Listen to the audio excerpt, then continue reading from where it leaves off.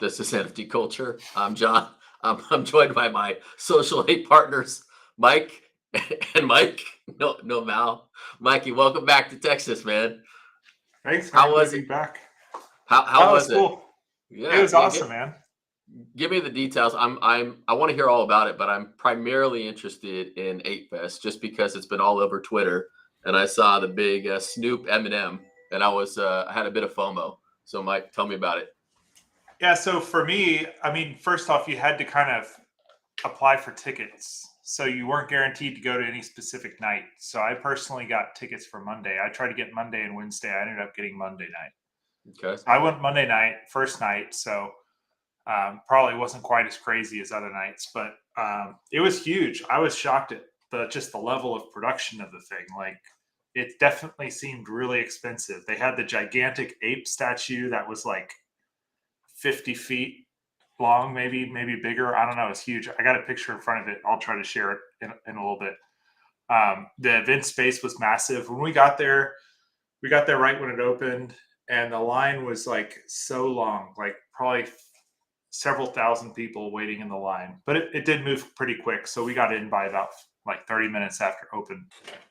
But yeah, it was really cool. I mean, it was like a rooftop space right on the river or whatever that is.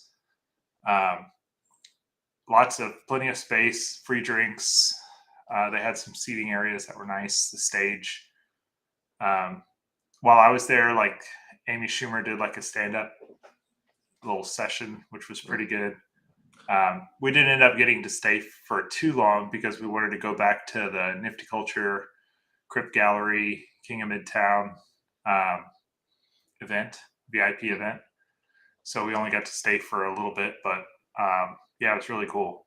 So I met some cool people too. I met the founder of Boring Security Discord, which is a really cool Discord, which is kind of focused on keeping people from getting hacked, which is cool.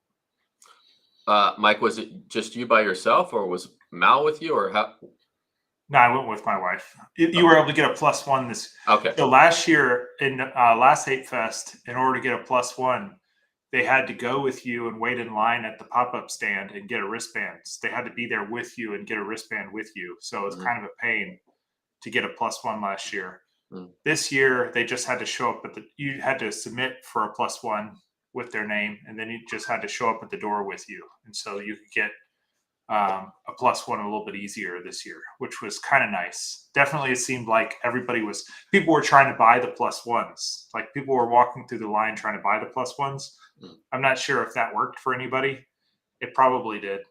I'm not sure what you would pay for a +1 or ask for a +1, but it seemed like almost everybody there had already brought a +1 with them. So I guess on Twitter, what I saw, the big takeaway for me was Eminem and Snoop. That didn't happen on Monday night. Then that was, what night did that happen on? Last night. Okay, so that was Thursday night. Yeah. So I got. So you could. Sorry, yeah. So like you Go ahead, didn't Mel. get to pick your night. You got to rank your nights that you wanted to go, and a lot of people were smart. They actually were like, "Hey, I want to go."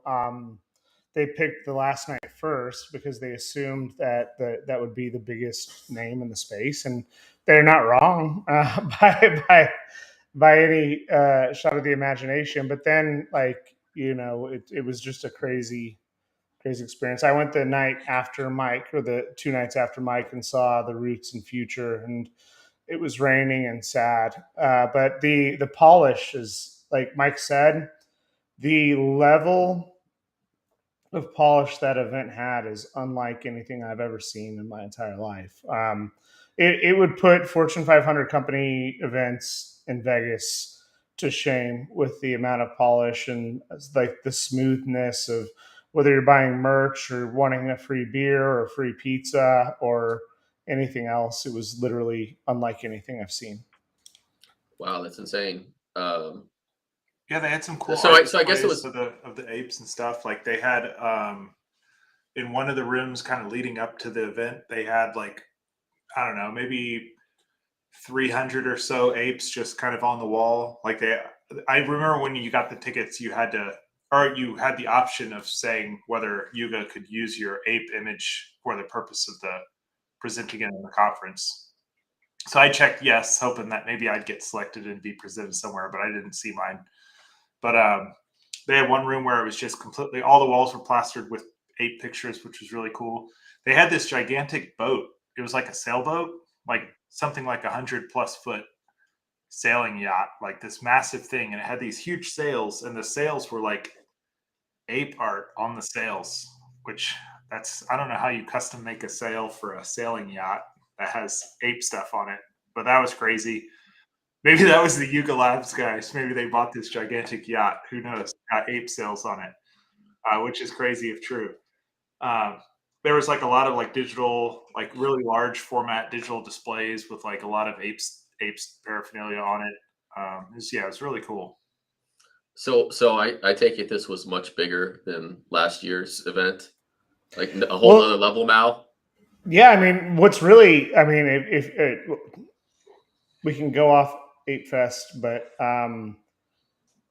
No, what's really, I'm like focus on Apefest, not the whole event, NFT NYC, but I'm curious about Apefest. Did they take it up a whole yeah. other level in your eyes? Well, what's really interesting, and then we'll come back to Apefest, but I do want to say this that like it's Apefest and Basie was an afterthought at the rest of the conference. Like no one last year, Apefest kind of stole the show, and everyone there was kind of talking about the Board Ape Yacht Club and that event. And like when you look at like the massive amount of stuff that went on, and we can talk about it in more detail, no one was talking about Apefest. That being said, I didn't go to Apefest last year because I flew out early, but from everyone I've talked to, and Mike's gone both, it's just the fact that it's multiple nights and the level of polish and the diversity and the group that they had, like being at like Apefest was really, really cool. I mean, it was one of those moments that it's like, wow, like this is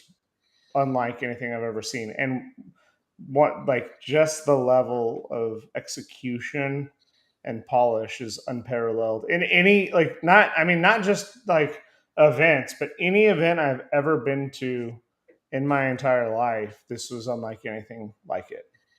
Mike, since you went to both, your thoughts? So I think, I mean, everything about Nifty NYC and Apefest for me felt different this year. It was definitely like I felt a little bit less like I was an exclusive member at this year's event at Apefest. It kind of seemed a little bit more like, hey, it's a big party with a lot of people coming, and you're guaranteed a ticket, which is really cool.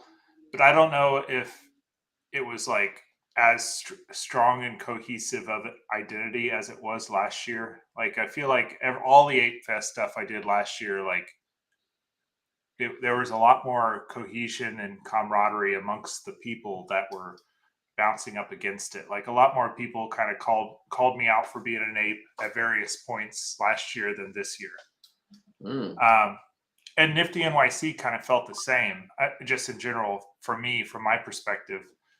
It kind of seemed like last year, Nifty NYC was kind of while New York City was still closed like just barely reopening. Mm-hmm. So most of the people around were like Nifty people. So it really felt like you're just surrounded and immersed in Nifty people. This year, I feel like there was a lot bigger events. It felt like bigger, but on the other hand, it also felt like New York City was kind of back to life. And so New York City is a massive thing. And so it kind of drowned out that tight camaraderie of Nifties. And I think that same effect I have a different view. I'm sorry to cut you off. But I think that like when you think of the maturation of the space, I think that like when Basie launched to when Apefest and NFT NYC, I agree with you 100% on like the city just opening up and the reluctance of a lot of people to come back. But if you think about like which of the top projects that exist today that aren't Basie, they've all come after Basie. And so the attention on the Bored Ape Yacht Club was also diminished, where people had to be more like there were a lot more people there for NFTs. There were a lot more people out because the world reopened. Um, and the attention on Bored Ape Yacht Club was a lot less because other people that weren't. So last year it was if you'd still go to NFT NYC, but the premier event you didn't have access to. This year, whether it was Azuki, Doodles, Moonbirds, or many of the other World of Women with Madonna, there were so many more options for people to go to, and so the attention on basically there was a lot less FOMO that you had, and the fact that they spread it out over multiple nights. I think it's like, oh, cool. It's like a 4-night event. Like it's not going to steal the attention the way it did. So I agree with you on most parts, but I think that the number of people that were in New York for NFTs this year was exponentially higher as a total than it was last year.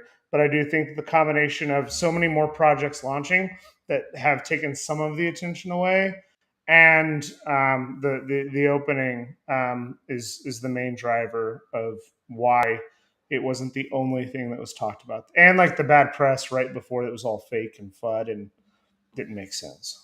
Mel, it's funny that you mentioned that it seemed like the attention was diminished a little bit. I was going to ask y'all, as ape holders, I've kind of seen some rumblings on Twitter recently that it's almost like the apes have lost a little bit of the momentum. Do you guys feel that way?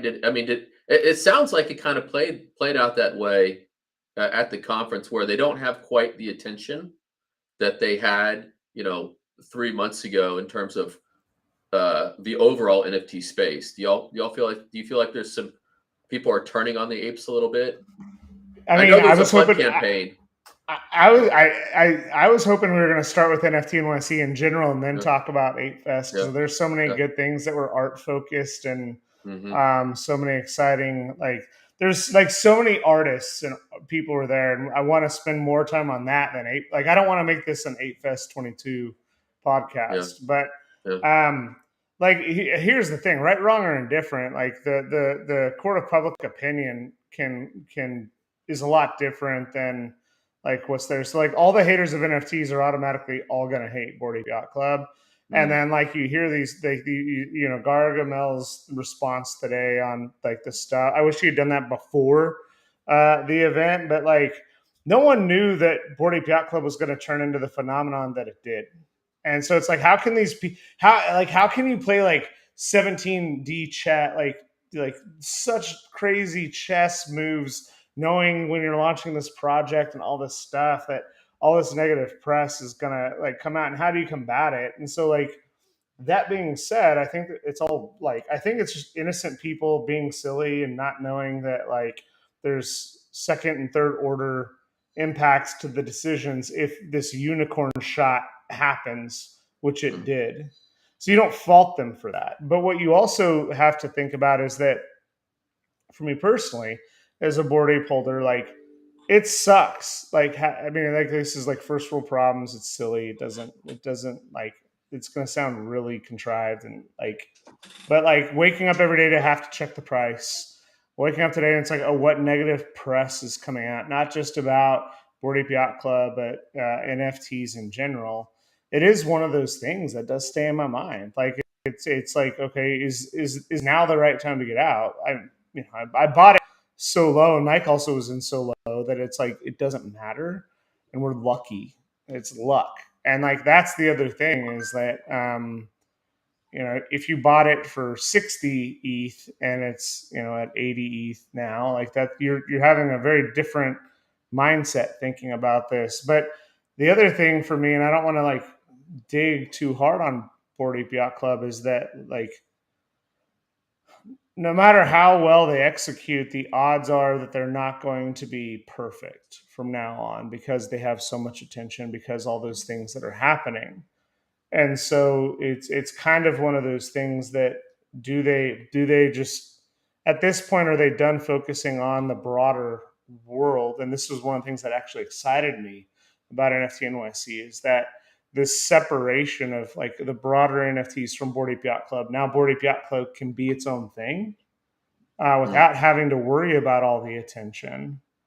And all these other projects can mature, and a bunch of new people can come into NFTs and NFT NYC without having to worry or have the burden of that. Because for a while, it felt as though when we were all talking about NFTs and the only NFT that people talked about was Bored Ape Yacht Club, it's a lot of risk. And now that that's happened, I hope personally that the Bored Ape Yacht Club takes a break and doesn't have to do another release soon, and can really just kind of go back under the radar and build for a while and not have to keep being the face of this. And I hope that NFTs in general aren't just having one PFP project at a time that is the face of the entire ecosystem.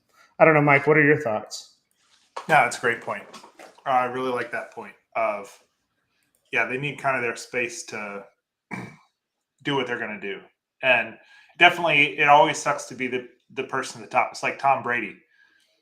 I think everybody agrees he's the best, but there's still half the world, or maybe 2/3 of the world, that hates him just because he's the best. And people like to hate whoever's at the top. So the king. I think, it just is what it is. It's human nature. So I think with Bored Ape, they catch a lot of flack, some warranted, most of it not.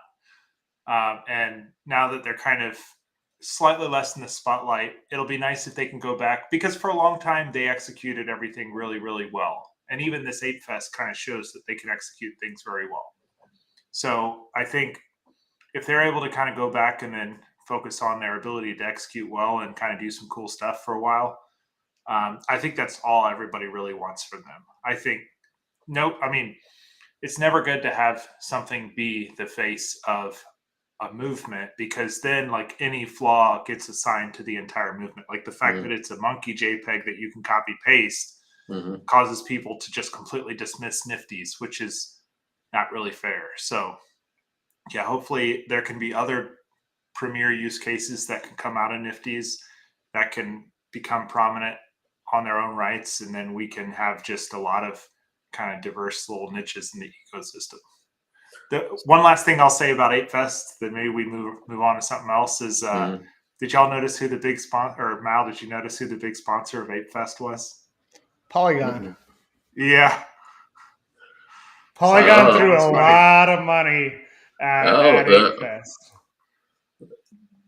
Yeah. What is that? What's the metaverse? Beyond? You think Beyond is moving to Polygon? You think that's where it's going to sit, Mike? Is that the speculation based on the sponsorship? They did the only thing I know is there was, if the ApeCoin DAO means anything, they did a AIP or whatever, like a proposal that said keep apes on Ethereum or an Ethereum layer 2, and it passed. So the DAO has spoken and said that it needs to stay on Ethereum as at least the base layer. So I'm sure, of course, Polygon probably paid off a lot of people, but Polygon honestly isn't a front runner for if Ape does move somewhere else. Like people talk about like Starknet. Well, hold on. Sorry, Mike. There's a big difference between like what does the DAO that's not Apefest do with the Ape token, and then what does the other side do with their utility and the eventual metaverse? And what you and I both agree that there's a lot of reasons that Polygon starts looking real good when you're looking at how the land and the game and the utility and the metaverse start looking, and Polygon could be a front runner for that because those are separate votes. For sure. Well, there is no let me vote. just let me super quick disclaimer. I'm a bag holder of Polygon, so just as am I. It's okay. It's a good one to be holding. All right, guys. So let's circle back to NFT NYC, because both y'all talked about diminished presence and whether it's good or bad. You guys have your opinions for the Ape.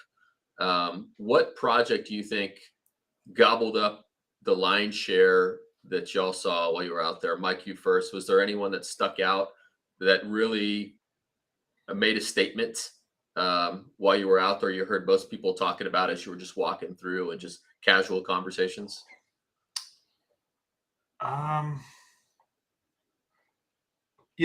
So I think there is a cool project, and it's a project that we're kind of working with a little bit. So again, a slight pump here, but yeah, I think well, maybe I shouldn't really say it because we're not really officially working with them. So let me move on to something different. Can I Okay, say? let Malachi. Let Malachi. Let me go tackle first, then. Mike, and then you can decide how to go. Sorry, Mike. Okay. The artists. The artists. The artist took the stage. You feel The like art and the artists took the second stage, in my opinion. I think a that return to roots.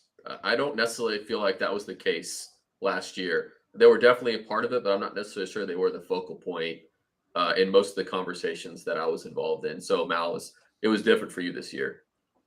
I mean, look, we're lucky and we're blessed, and Mm-hmm. Fan 3, Ross, Steve, Paul, and team are all amazing individuals. What's up, Rob? Oh, What's up? What's up? Reunited. Feels so Yeah, holla at your boy. All right, I'll finish nice my hat. thought. Go ahead, Malik. Thanks. Yeah. No. Real quick. The big and once again, it's I'm the type of guy that when I have a hammer, everything's a nail. And for the last 3 weeks, I've had the NFT culture. So I separated out my Twitter profile, Mal_NFT, Nifty Mike, IQ moderator, Robert Spanik, and the NFT culture is going to be representative of the brand, not anyone else's personal opinions or thoughts moving forward. But when I do have a hammer, everything is a nail. And so just being, getting to the King of Midtown, Tommy, and getting to work with the Crypt Gallery, and then seeing how quickly this interest in the art has evolved, and then being able to go to the Super Rare Gallery and see how that has evolved, seeing Rhymes Like Dimes have his own gallery, and then working with Mike, and he can now take that on. But being able to go to Pace and see some of the world's top artists, physical artists, take center stage and embrace this medium where there's historically been this friction between NFT art and physical art. The big things that I've seen, especially at NFT NYC this year, is that all the artists were there. I actually got to hug Christian, No Creative Abode. He came to the event from Denmark, and I got to hug him and see him, and I got to see so many photographers. You guy I who got does to the see Kanye? No, that's no Kaneda, but Kaneda, but Christian is a phenomenal talent. I'll pull some of his art up later, but so many artists that are massively successful with one of ones were all there, and Siobhan Wong, so many individuals that just came through. And so for me, it wasn't about the projects as much. It was really about the art and the artists. And Mike, I maybe threw up a guardrail. Maybe you were thinking something completely different. But what did you see? No, that was along the lines of what I was going to say. Just to be more general about what I was going to say is I think what's really going to power Nifties through the downturn is the traditional art world moving into Nifties. For instance, we went to a big art blocks thing at Samsung, at the Samsung building, and they have a bunch of legacy art world curators and stuff attending these events and talking about how there's eventually we're getting close to a point where there's just so many Nifties where you can't, it's kind of you can't self-curate anymore. It's kind of at a certain point there got to be so much music where you needed people to come up with playlists because there was just too much to kind of have a big, and we came up with automated playlists. I forget what the one before Spotify was, but people kind of came up with automated systems to produce playlists. And I think the same thing is Nifties are quickly becoming to the point where one person can't really have an exposure to everything. And so that curation process becomes a lot more essential.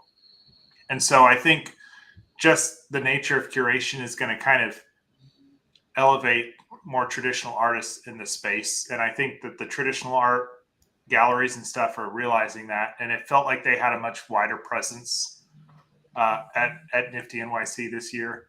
And so I think it's like, in my opinion, I think it's a good thing, even though they're not the most technology focused people. And I'm a technologist and I like the technology focused people the most, but they're not as technology focused. But the good thing is that Nifties represent a really good value proposition for the art world because of the scarcity and the provable ownership and the authenticity that Nifties can provide. And it's, digital art is, the art blocks guy kind of just described it as it's just a different medium. Like you have oil painting on canvas, you have digital art that's supposed to be viewed like its native way of consuming it is digitally. So I think they're starting to recognize it as a real like type of work, and they're starting to try to come in and try to find artists and try to do those curation functions that they're good at just in this digital space. And I think that's good because that kind of sets a little bit of a floor on the industry and the market. And for people who are building in the industry and the market, it kind of almost acts as a backstop for us. So like a lot of people are always saying stuff like, oh, Bitcoin isn't worth anything. It's just it's all in people's heads and it can go to zero.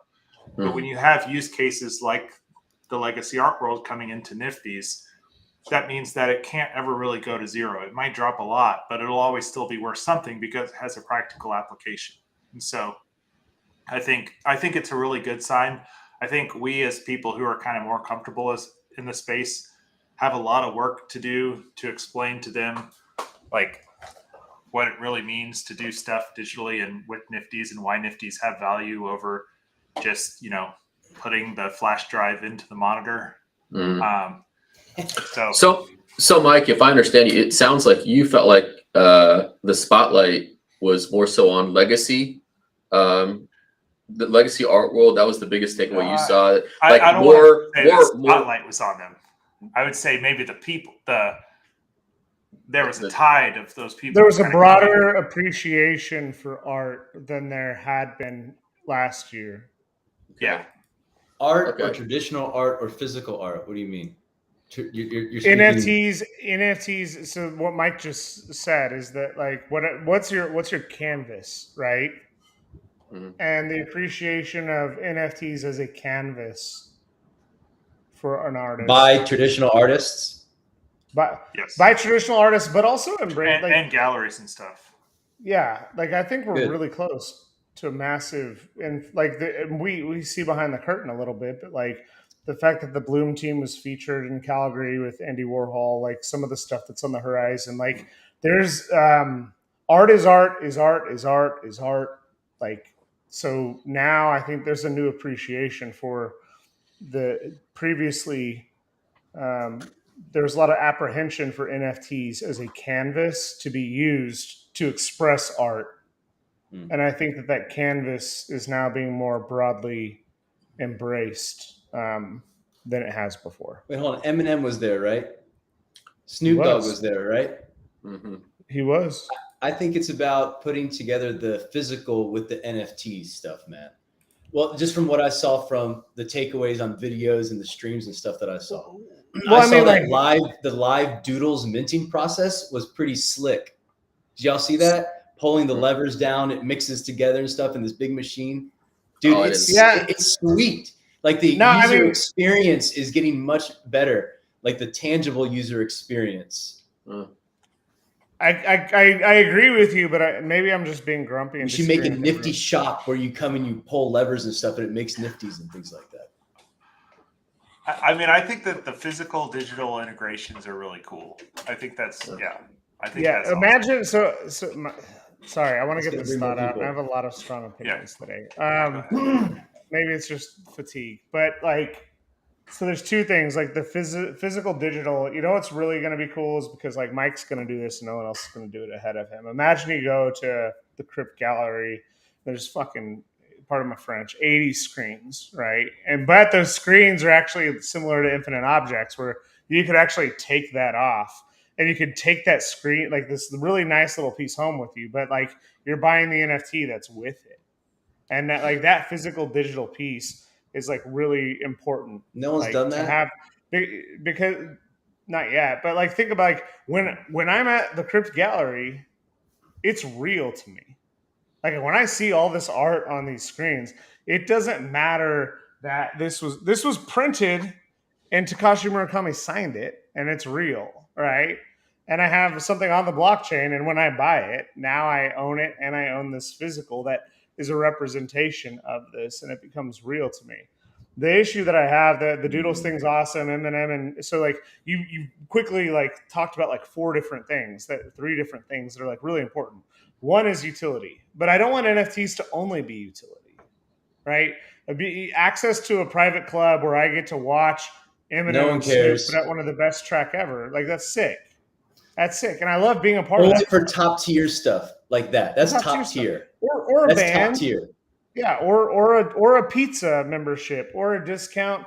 Marriott should have an NFT that if I own the NFT That's in okay. my Yeah, wallet, for business, I get 10% off everything that I like book. Like there's all that utility, but like then there's the artist piece. And like this goes back to like my biggest frustration is like NFTs are an all-encompassing term for like baseball cards, Pokemon cards, comic books, records, CDs, like cassettes, the Killers fan club, posters, fine art, the Mona Lisa, and every video games, TV shows, movies, and everything in between. And so, like, the reason I'm pushing back, and maybe it's just because I'm salty today, is like it's like all yes to everything you said and yes to everything else, and like that's where like the Doodles thing was incredibly sick. Like I wish it was like like Ferocious should have the same thing where you're just hitting a bunch of stuff and it's throwing paint at a wall and it takes a picture of it high res. Like there's so much stuff.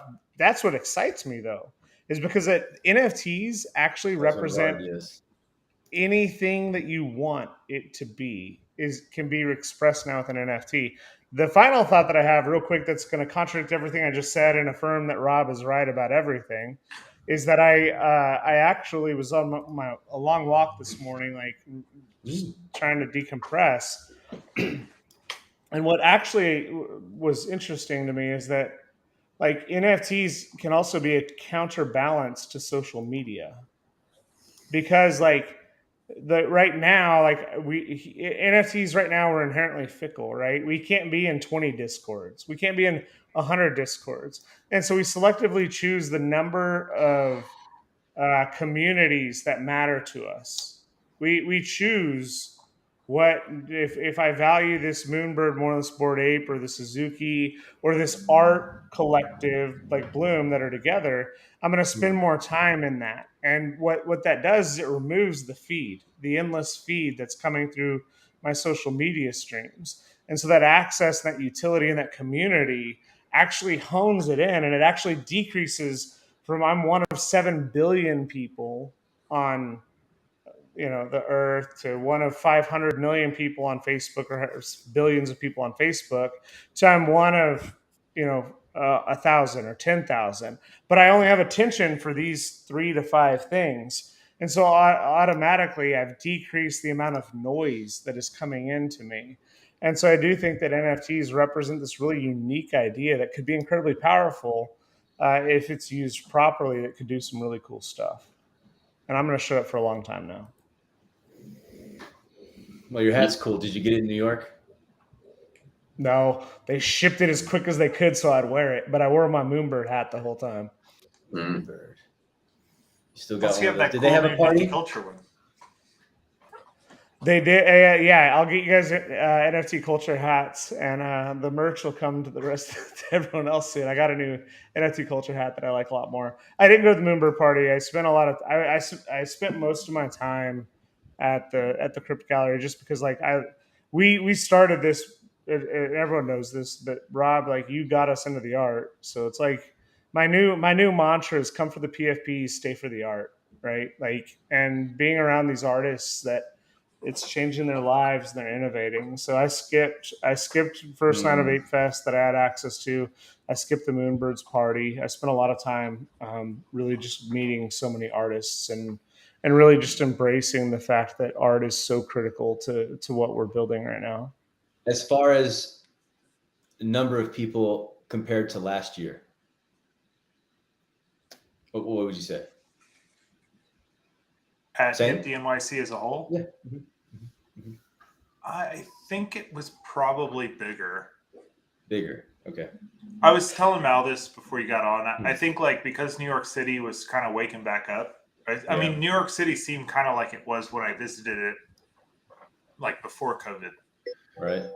So I think it drowned out the nifty stuff a little bit. Like on Times Square, when you looked at the advertisements on the wall, like when we went last year, it was like 99% nifty stuff. Correct. I mean, there was very few that were not nifty related. Correct. This year, I mean, just my very unscientific survey, it was like 50-50 nifty. So there was a lot of non-nifty stuff being advertised. So Okay. I think either the prices were higher or Ethereum being down kind of caused people to not be able to afford it. Yeah. There's a lot of cheap, good deals. Are y'all looking for any good deals? On I was for sure. I was trying to get a punk. I was hoping it was going to drop. I was just watching it freaking daily, and then all of a sudden, I'm not sure what happened. I don't know what the catalyst was, but I guess Yuga Labs. I forgot his name, but he sold a punk. He sold the punk for like 400, and then went and swept the floor. Just bought a bunch of them. Yeah, I guess they hired the dude from was it Super Rare? It was one of the main marketplaces. No, the dude that was involved in the Beeple $69 million sale at Christie's. I think that's the guy that hired. And that guy basically came out publicly and said, I'm not screwing with punks. I'm not giving them BS utility. You're not going to get access to anything. Like he basically said he's going to stay authentic to what punks are. And that's just a piece of history. And all of a sudden, freaking the punks floored. And I was like, God. As soon as I saw that, I'm like, of course, wait to get one of those bad boys. How low did 50 is they got down to 50. I mean, it became real because ETH has dropped so much. I was like, oh man, we're getting close here. I mean, realistically, I probably wouldn't have pulled the trigger until come on, Johnny. I don't know. No, it would have been like 30 ETH. Johnny, you can buy into the Ether for 22 right now. Yeah. So into the Ether. What are you looking for, Malachi? Johnny to buy into the Ether. Okay. Yeah. I like candidly I'm. Listen. I mean, honestly, I have been watching that piece for a long time, and this is the least that it's been priced at, I think, ever. If you look at USD price, obviously ETH price, it's been less, but yeah, I mean, I hate to be the guy on stream. I was waiting for punks. I believe we're in a unbelievable bear that there's so much dirty leverage in our market and bad debt floating around right now. Just based on what I've seen, like I'm sorry, I'm waiting for deals, like deals, like deals that would upset people if I told you what I'm waiting for. So I don't know. I hate to be the greedy guy, but there's just a lot of room to go down in my mind. I know we had an uptick today, but I think it's very short-lived. I think one problem is a lot of people are still just holding. Like for PFPs, I think it's probably easier to get in low because there's going to be desperate people. But I think for lower edition things, like I was just food for thought. I was like, what's Dead Ramen up to right now? Because that's always been my favorite piece. Yeah. But it's still like there's nobody really even asking like less than 18,000. There's people who are putting like bids in for like 4,000 or 5,000 for it. But there's no like if you wanted to just buy one, you still can't really get that great of a deal on it. So I think for smaller edition things, I think even though the value is definitely way down, I think the people who own the smaller edition things don't have a need to sell as urgently. And so a lot of people are going to just try to weather the storm. And so it's only in windows of like, you have to time the window like exactly right with that. Like when someone's getting liquidated and like they have to cover something, there's value. But like during this, if something hasn't sold in like 3 days or like the market is less volatile, I don't think so there's value to be had. But I agree with you. Like those pieces that, I want to look at too. And it's like, you got to be lucky to. But Looks Rare actually did something. Patient. You just have to be patient. No, it's patient precision, like all simultaneously, because you have to actually like time it to go in and actually place the bid when someone is emotionally distressed and trying to cover another position where they're like, F it, I'll take the loss and go in and get it. Looks Rare actually released something real quick, keep going, but that you can actually like, so if I had 2 Bored Ape Yacht Clubs, I could list both. And as soon as one sold, the other would delist, which I think is pretty cool.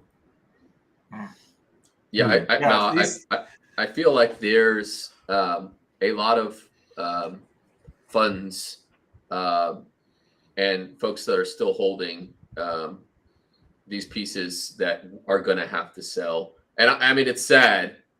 You hate to be the bottom feeder that's waiting for it, but unfortunately, it's going down, and there's going to be some unbelievable deals. I mean, there might be some autoglyphs. I mean, you never know what's going to come available for prices that you would like that are kind of once in a lifetime. So the thing about it is, like, you really have to keep your powder for unbelievable deals that I think are going to show up. And so, you know, obviously, Into the Ether is one for me. A Punk, which, you know, I expected to come down more. I was hoping it would come down more. We'll see what happens as the market, you know, continues to unravel. But I'd love to pick up an autoglyph also. You know, I'm also gonna watch those as well. Ultimate historical pieces that you just hold them because they're awesome. So yeah, I think situations where there's a little bit higher liquidity are more likely to like watching those. There's just so little liquidity on stuff that's less than one of 100 or less. The liquidity is just so low that I think, so like 2 or 3 people on the internet randomly get great pickups, but that's going to be it. So it's like there's not a lot of opportunity for somebody who's not like religiously maintaining a list of projects that they're tracking. But I think for the higher volume stuff where there's a couple thousand, I think there's definitely going to be some really good deals still. And in those situations, the low sells are more likely to push the floor down where you can just snag one without having to watch as closely. That's my take. Yeah, Mal, since I didn't get to go, how was did you get to any of the Aku stuff that was going on? Did you see any of it? Did it have any energy there? Yeah? Yeah, man. I had a little bit, had a few too many cocktails one night. I'll just leave it at that. And what? And you bought something? No, too many cocktails. Woke up with a little headache, but I everyone knows I'm a big fan of them. And in full disclosure, I have 5 to 8 Akutars and a couple mica pieces. So like, not financial advice, but like, man, I think like when you look at projects that have weathered the storm, even with like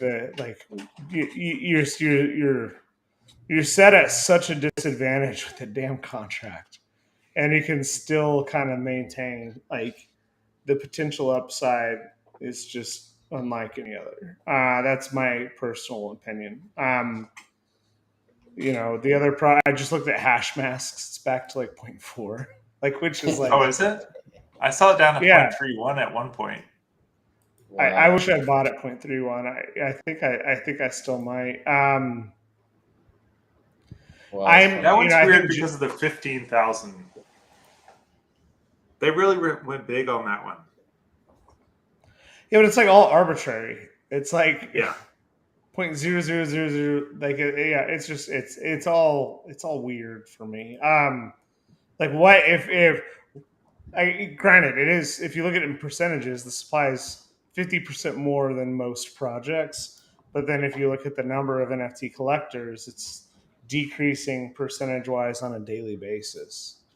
So like at what point do we reach? At some point, does it have then let's also add in, like, if we leave CryptoPunks alone, why does hashed masks have to have utility to be a good project? Like, so we have these two contradictory ideas going on right now, where it's like, on one hand, we demand utility, on the other, we demand that it doesn't have utility. And so like Hashmasks is doing poorly because they demand utility from it that they want it to provide, but then we're rewarding punks for not having utility it hasn't. I think it's because there can only be so many projects that survive without utility. Like only so many can be a piece of the history. Now, whether or not Hashmax is a piece of history, everybody agrees that punks is a piece of history. So, I mean, it's probably that simple. I agree. Yeah, I think, but let me throw a counterpoint out there. So eventually someone is going to come up with a half decent metaverse like implementation, or at least something that's like metaverse light, where it's like some really badass wallet that has a little bit of community and virtualness to it. Or maybe it's some kind of AR thing where like, you know, you can do the like a projection of all your art in your house, and then people can visit your house while you're in the like in your office or something, like virtual attendee of somebody else's house that has like AR art on the wall. I don't know. But eventually somebody's going to come out with a reasonably decent kind of first real step. And like, I think at that point, PFPs are going to kind of, well, no, PFPs will still be, they'll still have some value because, you know, you can, if like Yuga decides to make like high end renders of their pieces available and all in whatever the early metaverse implementations are, that'll be worth something. But I think these early art, the actual art projects, especially Hashmasks, because like one of the things that made apes valuable and makes punks valuable is that higher supply, because that creates a community of people who can together leverage the thing in whatever environment. Like in the case of a punk, it's leverage it on Twitter. So you have a community of people who can go make it their Twitter profile or whatever, or a Discord. So like Hashmask being kind of an early actual art nifty, like there's that has an actual potential community, because you can't really like make a consistent community out of any artist that's an early nifty artist. I guess Bitcoin angels are maybe a little bit, but then it's just there's less variability in a Bitcoin angel. Like it's a cool piece to have, but I think the cool thing about Hashmasks is you would display it in your nifty gallery and it's unique to you, and it's a really early piece. And there's that 15,000 other people, so it's there's enough room for people to clamor for it. So I don't know. I think there's some room there. Now, is it going to be worth 50 ETH? Probably not. So I would challenge you there, Mike, on punks, because I don't think it has the same value prop as apes or Hashmasks, because I feel like punks, like it's 100% true for apes. The size of the drop mattered because the community built around it, because the community is what give apes values. Punks communities is just dead bone. I mean, it's just like people that don't do anything. I'm sorry. I mean, just there's no sort of pride or like publicity Shots for fired. punks. If I'm telling you, if the punks, if it would have been fit 500 of them, they would have had the same social impact as, you know, I'd say, you know, the 10,000. Bored Ape Yacht Club wouldn't exist, which means none of these other projects would have existed. Well, I would say that the punks at 1,000 or 500 would have had the same impact, because it wasn't necessarily how loud their community was. It was because of what it was, and that's it.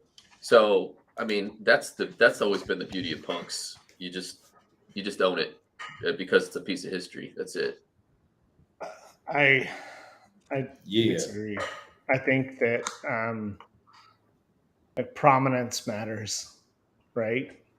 And well, we're not arguing that. We're arguing where you derive it from. Well, I'm saying like, apes derive from community. Punks derive from existing. So I agree with you on the community piece, but I also think that like when you think of the fact that like this goes back to the expectations and realities that humans, and I've said this before, humans are fickle. We only have enough time in our day to provide enough tension like to things in our lives. We also have new shiny object syndrome, so we're always looking for something to give us the next like dopamine hit. right? And so like you could do, to be on the other side, I think Board Ape Yacht Club's done too much. It's like utility shouldn't be an airdrop either. Like where it's like, oh, cool, here's your dog, here's your mutant, here's your land. The land doesn't do anything yet. Here's your parties. So like what keeps ultimately the community coming around? That the dividends are paying them a ton of money? Right? Yeah, Well, that is no, the no. weird thing about apes, man. No, it's a social status thing, I think, for apes. I mean, look at if you look at the price rise, it really started happening when the celebrities started unveiling they had the apes. And that's really Do when you you think the started celebrities price. really bought them, or were they paid to have them? No. I think they were giving them for free, and or they had some sort of deal. But that's not the point. The point is that is the community that people are like, oh man, this is like the it club, right? These are the kids you want. This is the cool club. Whereas the punks, it was like, Rob, like who owns a punk that you know? You've had a punk basically since the beginning. Who owns Two. I mean, you don't know who owned punks. Could I mean, have it's been just three. like they're nobodies, Could have right? been They're 10. just people. They're just OG crypto people that have been hanging around for a long time. That I mean, maybe they have it as their PFP on Twitter. Maybe they But don't. I've never ran into another one, dude.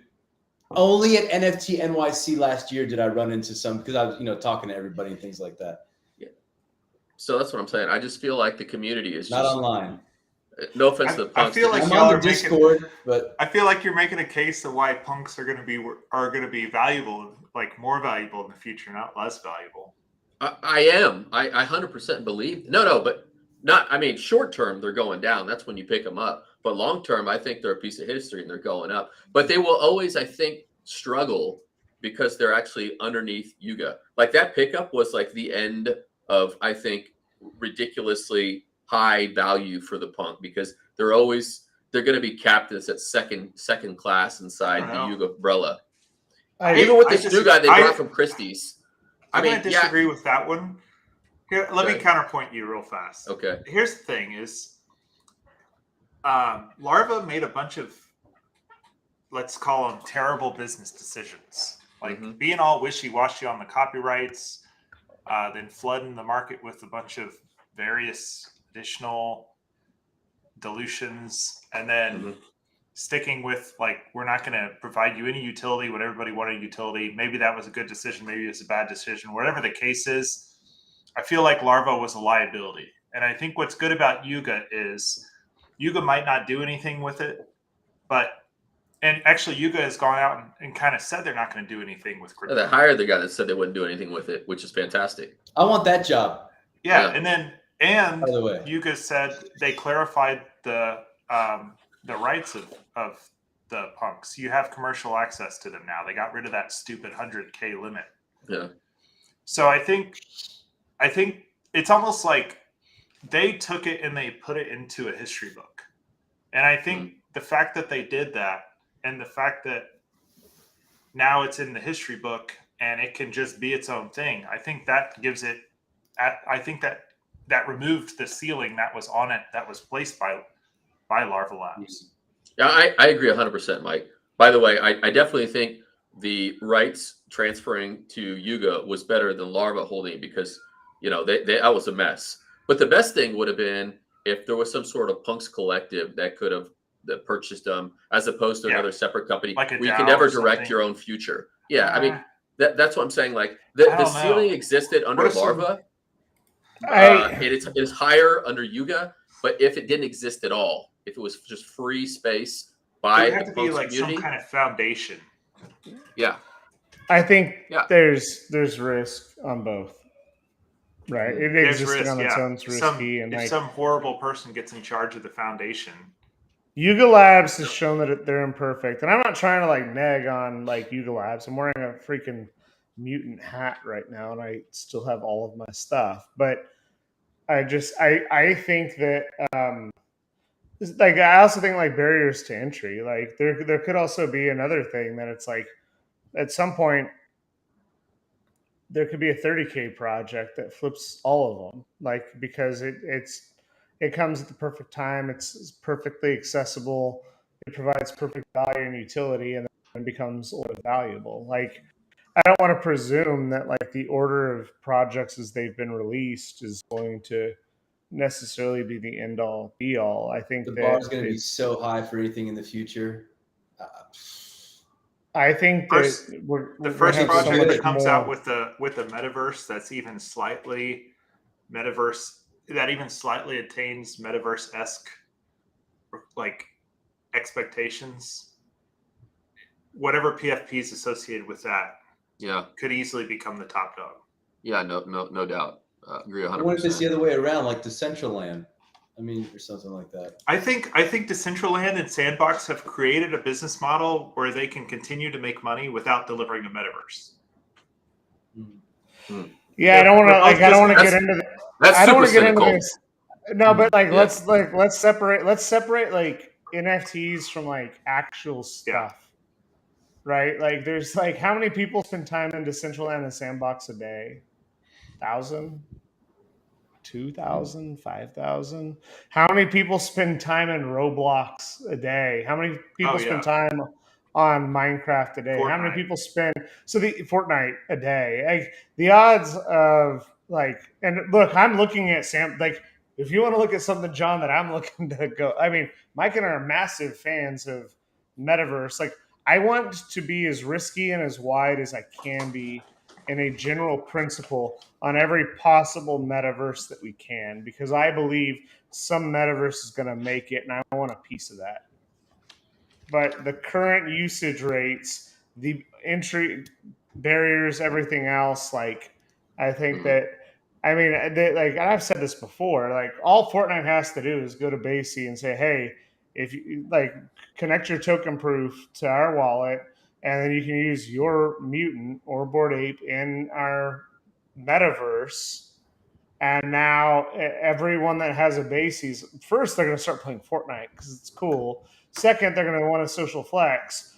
Third, every other tier 1 project is going to do the same thing. Maybe they do it for free for the top 5 tier 1 projects, and then they charge every other project. Like, I think that it's not one metaverse, it's many metaverse. How do you hub that? I think that's a lot of potential. I think there's just a lot of stuff that's happening. But I also think that there's a lot of risk with the sandboxes and Decentralands and others. Mike, I agree with you completely that the biggest challenge we have right now is that if you reward the creators without innovation, utility, or increase like access, you don't encourage any of that future stuff. And those paradigms exist in every industry of all time. Yeah. Well, I'm glad y'all are back. Let's. I think we still have a lot of meat to chew on this NFT NYC. Maybe we save that for next week because I got to get home. So, final thoughts, Rob. It's good to see you, buddy. You too, bro. All right. Well, my final thought is I'm excited to see what all comes out this summer. I think a lot of people are going to hit the ground running with a lot of projects. So I bet August is going to be really awesome. September. Mal, give us one project to end the stream on that we should all go and buy. Not financial advice. Metaverse investment, not financial advice. What is it? What's the one? Art. Terrible. Terrible. Peace out, everybody.